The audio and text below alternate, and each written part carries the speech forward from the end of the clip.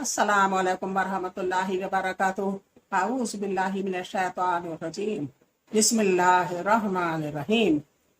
रब्बना ला तुज़िग़ क़ुलूबना बअदा is हदैतना व hub लना मिन लदुनका रहमा इन्नका अंतल वहाब। ऐ हमारे रब, हिदायत के बाद हमारे दिलों को टेढ़ा न करना और हमें अपनी तरफ से रहमत अता फरमा, बेशक तू बहुत अता करने वाला है। अल्लाहुम्मा सल्ली अला मुहम्मद व अला आलि मुहम्मद। आज तर्जुमे सूरह तारिक अल तारिक का तर्जुमा तफसीर शुरू हो रहा है। 30वें सिपारे की अल तारिक सूरा का तर्जुमा और तफसीर ये शेख अल सादी से लिया गया है। बिस्मिल्लाहिर्रहमानिर्रहीम। कसम है आसमान की और रात को नमूदार होने वाले की। और किस चीज ने खबर दिया आपको, क्या है रात को नमूदार होने वाला? वो सितारा है चमकने वाला, नहीं कोई नफ्स भी मगर इस पर है एक मुहाफिज। बस चाहिए कि देखे इंसान किस चीज से पैदा किया गया है। वो पैदा किया गया है पानी उछलने वाले से, तो निकलता है पीठ और सीने की हड्डियों के दरमियान से। बिलाशुबा वो अल्लाह ऐसे इंसान के लौटाने पर कादिर है। जिस दिन जाहिर किए जाएंगे राज, तो ना होगी इसके लिए कोई कुव्वत और ना कोई मददगार। कसम है आसमान बार बार बारिश लाने वाले की और जमीन फटने वाले की। बिलाशुबा वो कुरान अलबत्ता कौल फैसल है और नहीं वो हंसी मजाक। बिलाशुबा वो काफिर तदबीर करते हैं एक तदबीर, और मैं भी तदबीर करता हूँ एक तदबीर। बस मोहलत दीजिए काफिरों को, मोहलत देना थोड़ी सी। ये तर्जुमा था। अब तफसीर 1 से 17 तक की। अल्लाह ताला फरमाता है, आसमान और तारीख की कसम। फिर अब तारीख की तफसीर बयान करते हुए फरमाया, यानी रोशन सितारा जिसकी रोशनी आसमानों में सुराख कर देती है, आर पार छेद बन जाता है, हत्ता कि जमीन से दिखाई देता है। मगर सही ये है कि ये इस्म जिन्स है जो तमाम रोशन सितारों को शामिल है। यह भी कहा जाता है कि इससे मुराद जुहल है जो 7 आसमानों को छेद कर सुराख कर देता है और इनमें से देखा जा सकता है। और इसको तारीख इसलिए कहा जाता है कि यह रात के वक्त नमूदार होता है। जिस चीज पर कसम खाई गई है वो है अल्लाह ताला का इरशाद। हर मुतनफ़्फ़स पर निगहबान मुकर्रर है जो नफ्स के अच्छे बुरे अमाल को महफूज करता है, और हर नफ्स को इसके अमल की जजा और सजा दी जाएगी जिसे इसके लिए महफूज कर दिया गया है। यानी इंसान को अपनी तख्लीक और इसकी इब्तिदा पर गौर करना चाहिए। पैदा किया गया है वो उछलते हुए पानी से। इसमें इस मायने का एहतमाल है कि ये मर्द की सलब से और औरत के सीने यानी इसकी छाती से निकलती है। दूसरा एहतमाल यह है कि उछल कर निकलने वाली जो कि मर्द की मनी है, इसका मुकाम जहां से वो निकलती है सलब और सीने के दरमियान है। शायद यही मायने ज्यादा सही है, क्योंकि अल्लाह ताला ने इस आयत में उछल कर निकलने वाले पानी का वस्फ बयान किया है जिसको महसूस किया जाता है और इसके उछल कर बाहर निकलने का मुशाहिदा किया जाता है। इस तरह अतराइब का लफ्ज मर्द के लिए इस्तेमाल होता है, क्योंकि मर्द का सीना बमंज़िला औरत की छातियों के है। अगर यहाँ औरत मुराद होती तो कहा जाता बैनुल सुल्बी बसदीन, पीठ और दोनों कुस्तानों के दरमियान वगैरह। वल्लाहु आलम। बस जिस हस्ती ने इंसान को उछल कर निकलने वाले पानी से वजूद बख्शा तो इस मुश्किल मुकाम से खारिज होता है, वो आखिरत में इसे पैदाइश की तरफ लौटाने, क़यामत, हश्र व नश्र और जजा और सजा के लिए इसकी तख्लीक का आदा करने पर कादिर है। ये भी कहा गया है, इसके मायने ये है कि अल्लाह ताला उछल कर निकलने वाले पानी को वापस सलब में लौटाने पर कादिर है। मगर आयत करीमा से ये मायने मुराद नहीं, क्योंकि इसके बाद फरमाया इस दिन सीने के भेद जांचे जाएंगे और दिलों में जो अच्छाई या बुराई है वो सब चेहरों की सिफात पर आश्कारा हो जाएगी। जैसा कि अल्लाह ताला ने फरमाया, जिस रोज कुछ चेहरे सफेद होंगे और कुछ चेहरे सियाह होंगे। दुनिया के अंदर बहुत सी चीजें पोशीदा रहती थी और लोगों के सामने आया नहीं होती थी। क़यामत के रोज तो अबरार की नेकी और फाजरों का फिस्क व फजूर साफ साफ जाहिर होंगे और एलानिया अमूर बन जाएंगे। यानी इनके पास अपनी ताकत नहीं होगी जिसके जरिए से वो मुदाफत कर सके, اور نہ خالد سے کوئی مددگار ہوگا جس سے مدد لے سکے۔ عمل کرنے والوں پر یہ قسم ان کے عمل کرنے کے وقت اور ان کی جزا و سزا کے وقت ہے۔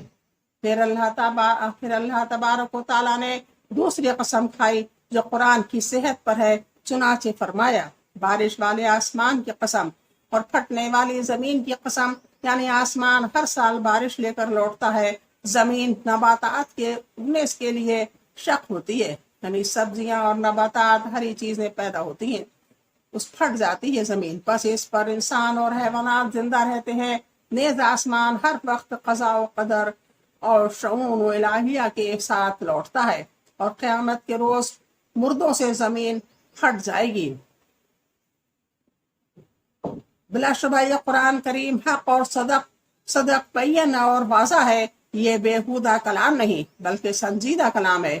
یہ ایسا کلام ہے جو مختلف گروہوں اور مختلف مقامات کے اور مختلف مقالات کے مابین فیصلہ کرتا ہے اور مختلف خصومات میں امتیاز کرتا ہے، یعنی رسول صلی اللہ علیہ وآلہ وسلم اور قرآن کریم کی تکذیب کرنے والے، اس کو جھٹلانے والے سازشیں کرتے ہیں تاکہ اپنی سازش کے ذریعے سے حق کو روک دیں اور جھوٹ کی مدد کریں، باطل کی مدد کریں، اور حق کو غالب کرنے کے لیے میں چال چلتا ہوں، خواہ کافروں کو ناگوار ہی کیوں نہ گزرے، تاکہ باطل کو روکا جائے جسے یہ لے کر آئے ہیں، اور اس سے معلوم ہو جائے کہ کون غالب ہے، کیونکہ انسان بہت کمزور اور حقیر ہے کہ اپنے سے زیادہ طاقت رکھنے والے اور اپنی چال سازی میں زیادہ مہارت اور علم رکھنے والے پر غالب آ سکے، یعنی کافروں کو تھوڑی سی مہلت دو، پس ان قریب جب ان کو عذاب اپنی لپیٹ میں لے لے گا اور انہیں اپنے انجام کا علم ہو جائے گا۔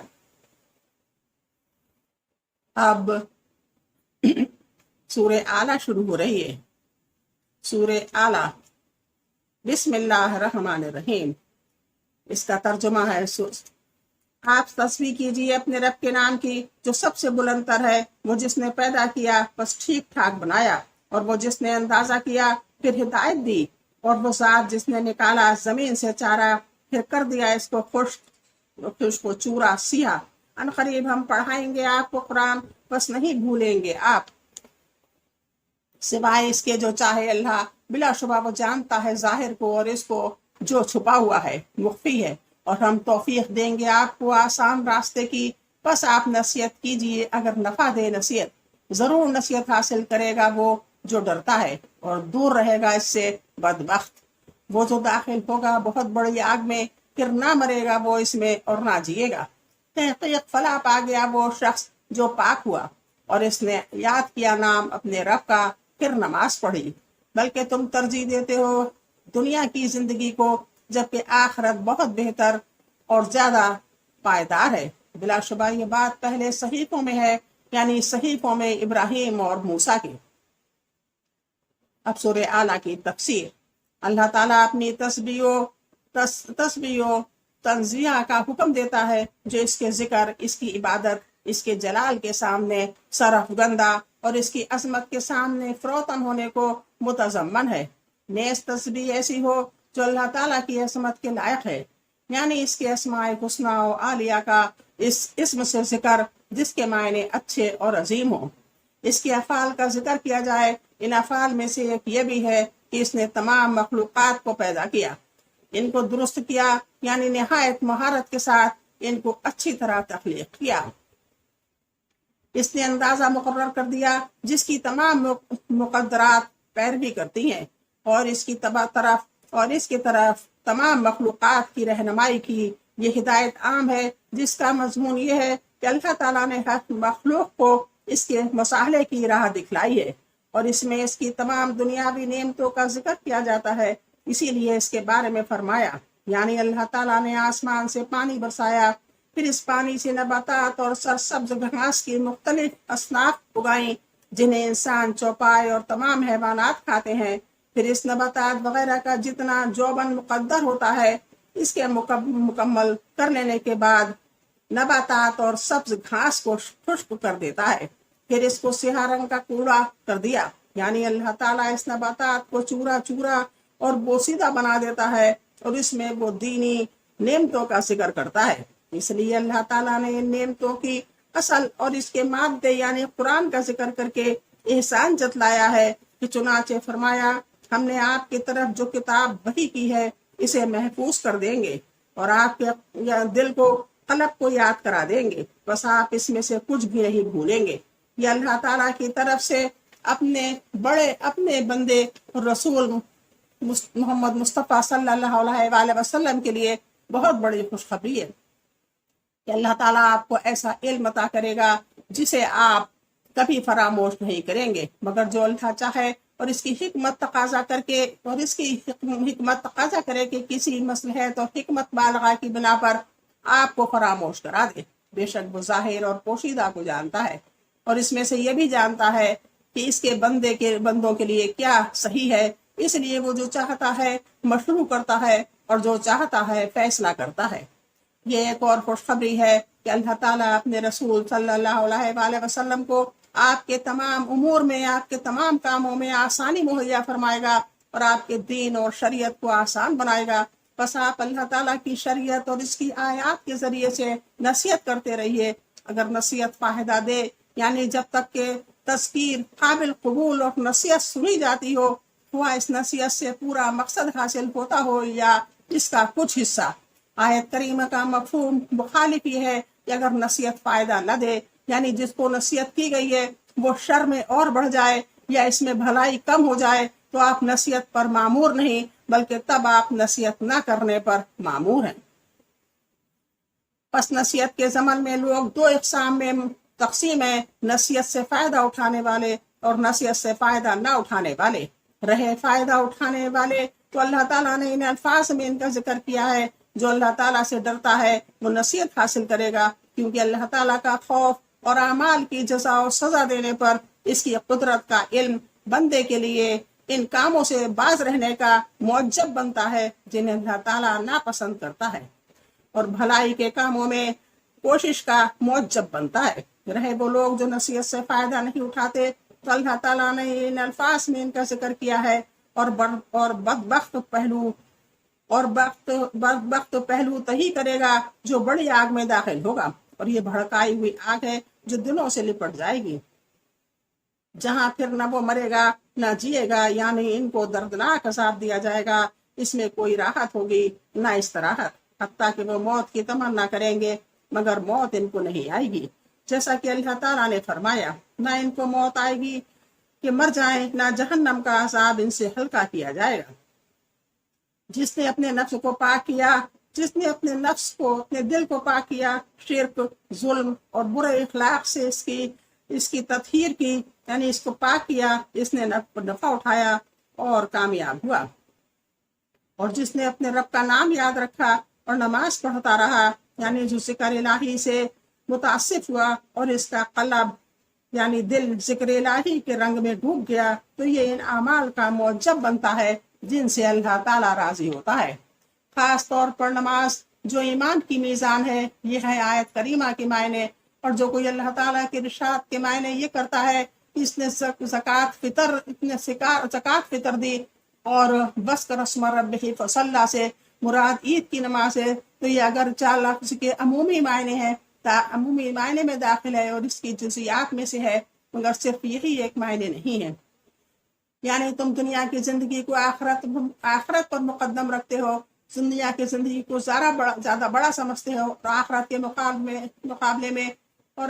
مقابلے میں ختم ہونے والی، مقدر کرنے والی اور زائل ہو جانے والی نعمتوں کو ترجیح دیتے ہو، حالانکہ آخرت ہر بس مطلوب میں دنیا سے بہتر اور زیادہ باقی رہنے والی ہے، کیونکہ آخرت دار الخلد اور دار البقا ہے اور دنیا دار الفنا ہے، اور ایک عقل مند مومن عمدہ کے لیے مقابلے میں ردی کو منتخب کرے گا، نہ ایک عقل مند مومن عمدہ کے اچھی چیز کے مقابلے میں ردی چیز کو منتخب کرے گا، نہ ایک گھڑی کی لذت کے لیے سارے زندگی رنج و غم کو خریدے گا۔ بس دنیا کی محبت اور اس کو آخرت پر ترجیح دینا ہر گناہ کی جڑ ہے۔ بے شک یہ یعنی وہ اوامر و حسنہ، اچھے کام اور اخبار مستحسنہ جو اس سورہ مبارکہ میں تمہارے سامنے ذکر کیے گئے پہلے صحیفوں میں ہیں، یعنی ابراہیم اور موسیٰ علیہ السلام کے صحیفوں میں، جو دونوں محمد مصطفیٰ صلی اللہ علیہ وسلم کے بعد تمام انبیاء اور مرسلین میں سب سے زیادہ شرف کے حامل رسول ہیں۔ بس یہ اوامر ہر شریعت میں موجود ہیں، کیونکہ یہ دنیا اور آخرت کے مسالے کی طرف لوٹتے ہیں اور ہر زمان و مکان میں ان مسالے کی حاجت ہے۔ بس اتنا ہی، انشاءاللہ کل پھر ملاقات ہوگی اور آگے کی القاسیہ سورت شروع ہوگی۔ اللہ حافظ، السلام علیکم۔ آج العالی ختم ہو گئی۔